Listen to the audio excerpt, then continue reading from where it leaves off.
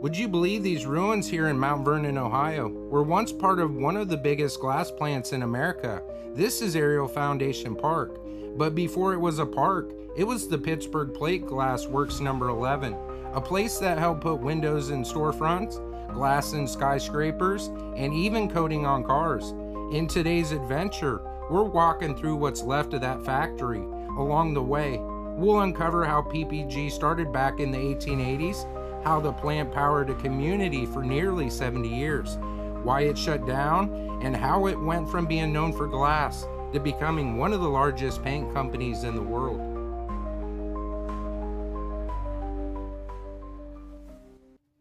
All right, before we dive into the ruins, let's talk about how glass is actually made, because it's simpler and at the same time more fascinating than you might think.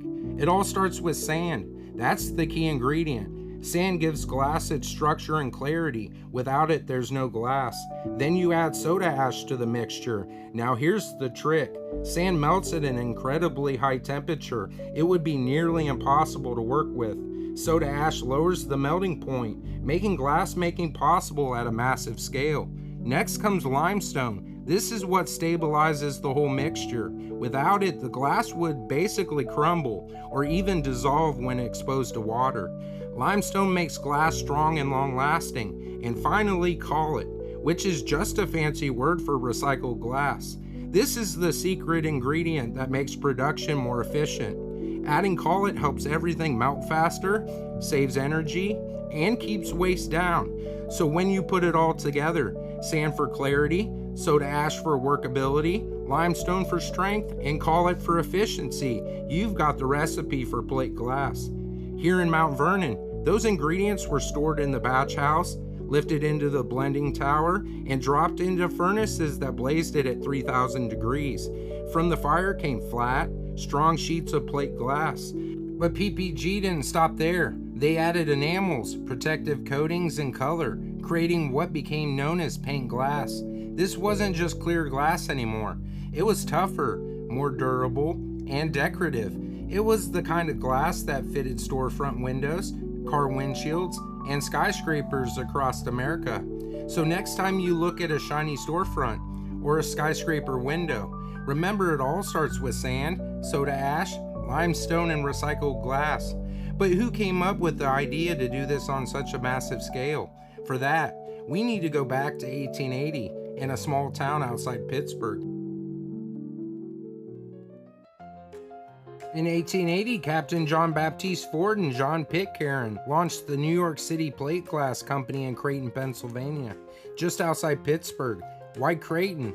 It was the perfect spot, right on the Allegheny River for shipping, with nearby coal and natural gas to fuel its furnaces, and close to Pittsburgh's booming steel industry and railroads. By 1883, the company reorganized as the Pittsburgh Plate Glass Company, or PPG. That rebrand marked their big ambition to make plate glass in America cheaper and faster than Europe, which until then had dominated the market. And from the very beginning, PPG was all about innovation. In 1896, they created a dedicated commercial department, taking on warehousing and distribution themselves, rather than relying on middlemen. Through these new warehouses, PPG quickly realized something important. Glass wasn't the only product that could move through the distribution channels. Paints, varnishes, and brushes traveled those same routes, making this a logical addition to their growing product line. By the end of 1900, PPG acquired a major interest in the Patent Paint Company, a move that became the forerunner of PPG's modern coatings and resin group. But they didn't stop there. PPG purchased a handful of paint companies nationwide. And in 1901, they bought a company in Baltimore that specialized in making paint brushes. They also acquired the Linseed Oil Company and later Thresher Varnish Company. These acquisitions marked a turning point. What started as a plate glass company was rapidly diversifying into paints, brushes, oils, and varnish. PPG was no longer just a glass maker. It was evolving into a whole new industry, setting the stage for future expansion into entirely different fields. In 1899, John Pitcairn became president and expanded further by acquiring the Columbia Chemical Company in Barberton, Ohio. Columbia produced soda ash, a vital ingredient in glassmaking, and it supplied PPG's plants across the Midwest, including Mount Vernon. That purchase laid the foundation for PPG's chemical group. By that same year, 1899, PPG was selling over 13 million square feet of plate glass annually, cementing its position as the nation's leader in plate glass production. From storefronts to skyscrapers, PPG was already reshaping America's landscape. So when we walk through Ariel Foundation Park today, we're not just seeing ruins, we're standing inside what was once the beating heart of the nation's glass industry, powered by PPG's drive for innovation and diversification. By the early 1900s, PPG wasn't just satisfied dominating plate glass. They wanted to expand into window glass, which was in high demand across homes, storefronts, and factories. In 1905, they made the decision to enter the market, and just 2 years later, in 1907, they acquired the Chambers Window Glass Company here in Mount Vernon. So why Mount Vernon? The choice was not random. Natural gas wells had been drilled along the Coshocton-Knox County line as early as 1868, providing an abundant source of fuel for furnaces. Knox County also had a rich supply of silica sand, harvested from Black Hand sandstone formations, common in southern Ohio. In fact, there was a sand and gravel quarry adjacent to the site, today part of Ariel Foundation Park, that supplied one of the main components for glassmaking. Combine these resources with Chambers' existing operation, and Mount Vernon was the perfect location for PPG's new venture. With natural gas, silica sand, and rail access, this plant was positioned to become one of the nation's leading centers of window glass production. By the turn of the century, PPG's ambitions were only growing. Beyond plate glass, they now had their eyes on the booming window glass market, and that new direction would soon lead them right here to Mount Vernon, Ohio. And that's where this episode comes together, because what you're about to see isn't just the story of PPG. It's also the story of this area and of Ariel Foundation Park.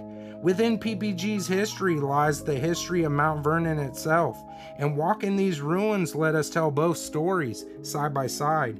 Today, the ruins at Ariel Foundation Park help us picture the scale of the factory, the Coxey building, which was the building that started the industrial history of the site, the carpenter's shop where tools and repairs kept the factory running, the towering smokestack that once vented the furnaces, the event center, which is a repurposed factory hall, 3-story elevator towers used for moving materials, and the clock house where workers clocked in and out daily.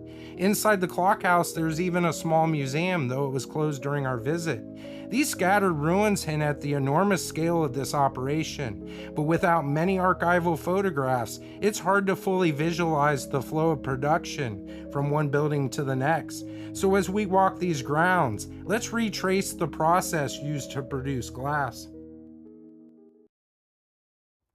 In the late 1800s, industrialist Jacob Coxey, best remembered for leading Coxey's army during the Depression of 1894, decided to launch a steelmaking venture here in Mount Vernon. To build his facility, he purchased salvaged steel from one of the great exhibits at the 1893 Chicago's World Fair. The pieces were transported here on 40 circus cars and reassembled into what we now call the Coxey Building. When his steel business failed, the building was purchased by Momberg and Chambers, becoming the Momberg Window Glass Company, then the Chambers Glass Company, and finally PPG's Glassworks No. 11. From steel to glass, this building embodied Mount Vernon's industrial transformation and set the stage for decades of innovation that followed. One of the most important innovations in American glassmaking was created right here in Mount Vernon, the Pennvernon Process in 1928. Before this breakthrough, plate glass was made the old European way. Molten glass was poured onto casting tables, then left to cool unevenly. The surfaces were rough and cloudy, so workers had to spend weeks grinding and polishing by hand. It was slow, labor-intensive, and expensive. That's why European glass dominated the US market well into the 1800s. But in Mount Vernon, PPG's engineers and glassmakers changed everything. The Pennvernon process wasn't just about rolling molten glass. It was an entire system of raw materials, batching, melting, and continuous drawing that created efficiency at every stage. Here's how it worked. Raw materials, silica sand, soda ash, limestone, and collet, were lifted by elevators into hoppers, then measured, mixed, and carried in monorail bucket to the furnaces. There, the batch melted into molten glass. From the furnace, the molten ribbon was drawn vertically upward by rollers, a breakthrough that produced continuous sheets. Unlike older European methods that required heavy grinding and polishing, Pennvernon glass needed no finishing. It was faster, cheaper, and better quality. The ribbon moved by monorail to casting tables where heavy cast iron rollers smoothed the molten glass into a uniform, even thickness and flatness. From there, the ribbon was moved by the monorails to long annealing layers, long brick tunnels where it cooled slowly to prevent shattering. From there, sheets were cut to size, packed, and sent down the elevators to the warehouse for shipment. Even scrap glass or collet was recycled back into the process through conveyors and a crushing system. This method revolutionized glassmaking in America. Suddenly, plate glass was no longer dominated by Europe. It was being made here in Mount Vernon at a scale that filled storefronts, skyscrapers, and automobiles across the country. As early as 1910, PPG was producing coatings, not just for glass, but also for wood, metals, and everyday products. These weren't just side projects, they were the beginning of a shift that would carry the company into a whole new era. To support that growth, PPG created its first research and development operation in the early 1900s. That investment in R&D was a game changer. It allowed PPG to strengthen its foothold in glass while branching into new industries, from industrial coatings to special resins. These labs became the birthplace of products most people don't even realize PPG created. This culture of innovation meant that over time, paints and coatings overtook glass as the company's core business. By 1968, that transformation was complete, and the company officially changed its name from Pittsburgh Plate Glass to simply PPG Industries. In the decades that followed, PPG refined its focus even more. They sold off non-core businesses like the auto glass division in 2008, the flat glass division in 2016, and the fiberglass operations in 2017. This divesting strategy wasn't about shrinking, it was about focusing. By shedding high volume, low margin businesses, PPG could concentrate on higher margin, higher demand products, just as it had since its founding. PPG positioned itself for greater profitability and future growth. And today, those growth opportunities are bold. PPG is now heavily involved in sustainable energy, developing coatings from bio-based materials. They're helping advance autonomous vehicles and revolutionizing coatings in the automotive industry. They're a major player in aerospace, protecting aircraft inside and out. And here's one of the most surprising fields, eye protection. Did you know? PPG helped pioneer photochromatic lenses in the 1990s. These glasses that darken in sunlight, almost like built-in sunglasses, are another example of PPG's innovation touching everyday life. As we move forward in this story, we enter a new chapter in the history of the site, one defined not by growth and innovation, but by decline. It's important to understand this contrast. By the mid-20th century, PPG as a company was thriving. It had become a global leader in paints, coatings, and chemicals, expanding into industries far beyond glass. But here in Mount Vernon, at Works number 11, the story was very different. This once mighty plant was struggling to survive. Several factors converged to contribute to Works number 11's decline, starting with after World War II. Foreign competition surged as Europe and Japan rebuilt their glass industries with the latest technology. Their products were cheaper to make and quickly flooded American markets. undercutting Mount Vernon's prices. At the same time, a technological revolution swept the glass world.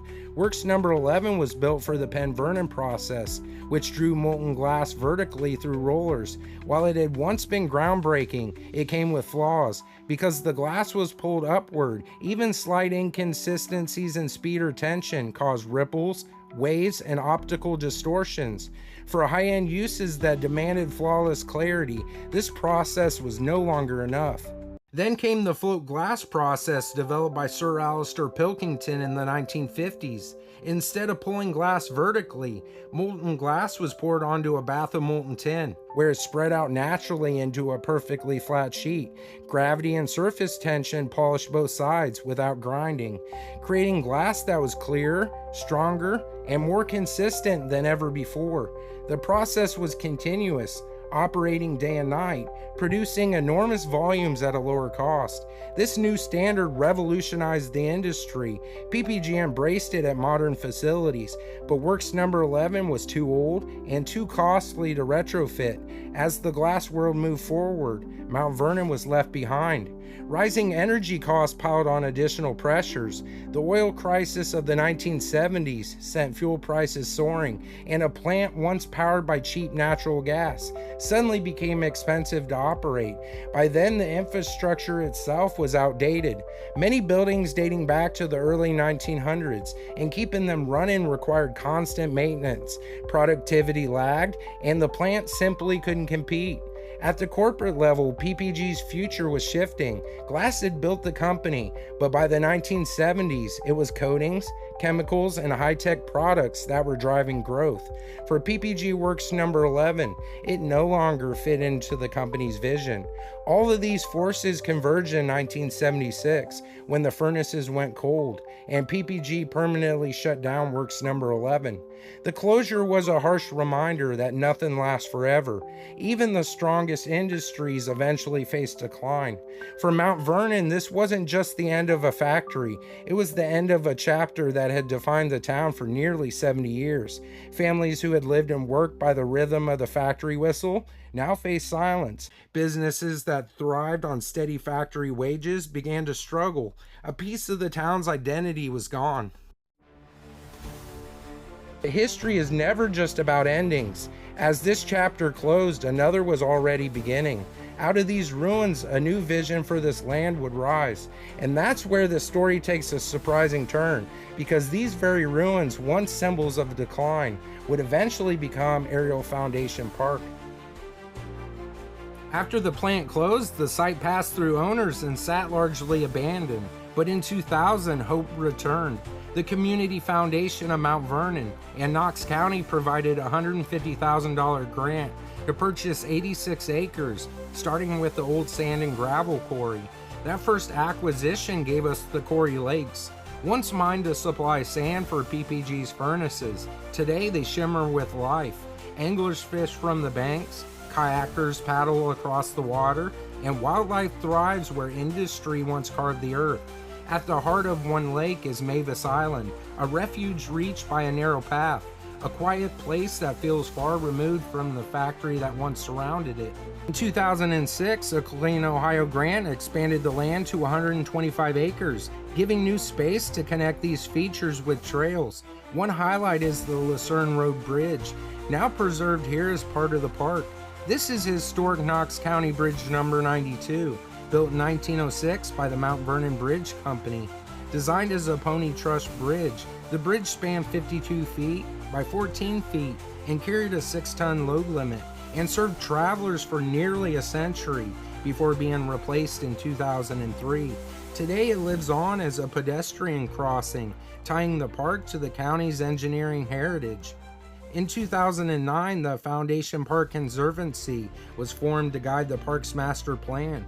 That vision came to life in 2013 when the Conservancy purchased the ruins of Works number 11, 75 more acres including the smokestack, Coxie Building, elevator towers, and this gave Mount Vernon the chance to honor its industrial heritage while repurposing it for the community.